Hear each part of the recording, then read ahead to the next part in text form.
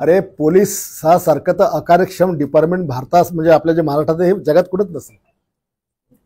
Police department म्हणजे कोणताही शासनाने कायदा केला की यांचा एक हप्ता वाढला, गुटखा बंदी केली की यानं गुटखा त्याचा यांचा हप्ता वाढला, दारू बंद केली की यानं चालू करायची हप्ता वाढला। या राज्यातल्या पोलिसांनी देशातल्या पोलिसांनी जर इमानदारीने काम कधी केलं ना तर या जगातली सगळी गंदगी खतम होऊ शकते। यांनी फक्त प्रामाणिकपणे आपलं कर्तव्य सदर क्षणा खलनी करणं एवढं फक्त यांनी चांगलं जर केलं ना तर सगळी गुन्हेगारी खतम होती।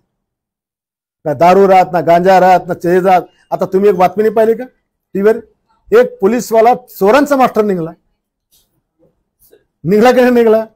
बुलढाण्यामध्ये 2 पोलीस कॉन्स्टेबल असे होते बुलढाण्यामध्ये शहरात सिटीला की त्यांची चोरांसोबत पार्टनरशिप होती।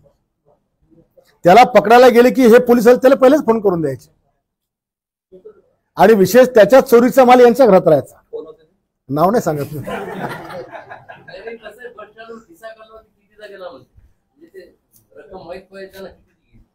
यांनी कधी एखाद्या ठिकाणी रेड केली 50 लाख कधी पकडले हे 50,000 दाखवतात।